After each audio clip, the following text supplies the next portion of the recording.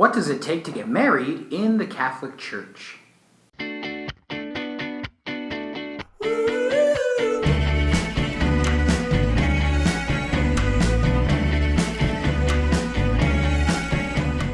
Usually around Christmas, there's lots of students coming to me with new jewelry on their left hands and stories of engagements and proposals. It's always a very exciting time.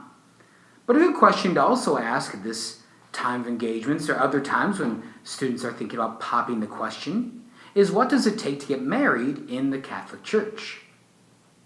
When you look at popular discussions, online discussions, our cultural discussions about weddings these days, you see an awful lot about the money being spent. You hear about the stress. You hear about all the decisions you have to make.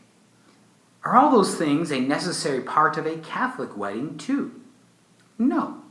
You don't have to have a limousine or a DJ. You don't have to have a fancy cake to have a Catholic wedding. The bare bones minimum that you need for a Catholic wedding is to have two people that are not married, one man, one woman, at least one of them be a baptized, confirmed Catholic, and then to have two witnesses present who are not your parents.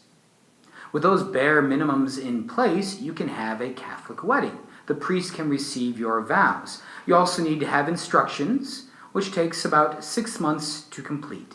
These instructions are very helpful for couples. Marriage is something that seems easy and natural to do, and in some ways it is, but the living out of the decades of married life can be challenging for couples, so it's good to have instruction and help before you begin. Back to the celebration itself. I said that you don't need a big fancy celebration. You don't need to have a DJ and limousine and cake and all sorts of things like that. You can have them, and in fact, it's appropriate to mark the solemn vows of matrimony with a celebration, with a feast, with something that is a commitment. Because marriage is a commitment, and so to have a commitment involved in the feast itself, the preparations and things like that, it's good. But it doesn't have to break the bank. It doesn't have to be a huge cause of stress. The napkins won't make or break the next 6 decades of your married life. Although it's cute to have little sayings on your napkins. But they're not necessary. Again, what's necessary is two hearts prepared for that day. Your wedding should be a celebration. It should be a grand time, but it shouldn't be an occasion of sin because of maybe the greed involved of different people in your family wanting to show off.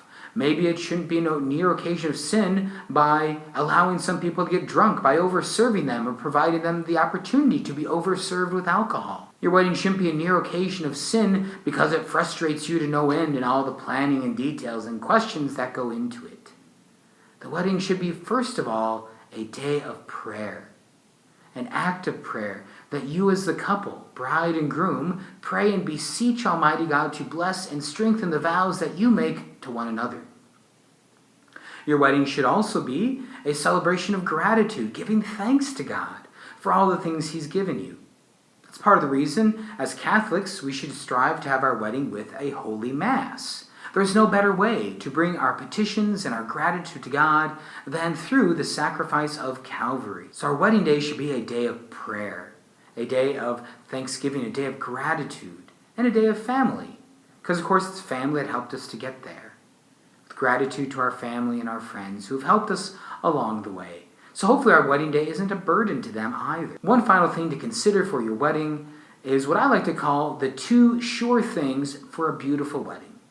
I want you to have a wedding that is so beautiful that it makes people fall in love. I want people to look at you at your wedding day and them to say, there's something different about this couple.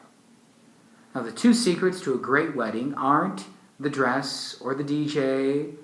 You could have guessed that by now. The 2 secrets to a great wedding are, number 1, prayer, and second of all, sacrifice. First of all, prayer, by making sure that you are praying individually and as a couple. If you're not praying at the time of your engagement, you should start praying and asking God to be a part of your relationship. The second thing is chastity, saving yourself for marriage. Now, this can be a challenge for some couples. Maybe you have been unchaste beforehand or with other boyfriends or girlfriends in your life. Well, go to confession, amend your life, and strive for that chastity now in these final months. God will reward that chastity. And if you've been chaste and saved yourself for marriage, keep striving. Because as your relationship grows stronger, there's going to be a stronger desire to consummate that relationship physically as well as the emotional and spiritual intimacy you already share. But if you save that and wait for after you're married, there'll be great blessings. And there'll be a beautiful intensity to bride and groom on the day of your wedding. If you are engaged here at your Catholic Newman Center, come and talk to me. I'll help you for the vows that you're going to make, not just for the wedding celebration, but for the decades to come. Holy matrimony is a beautiful gift for us as Christians.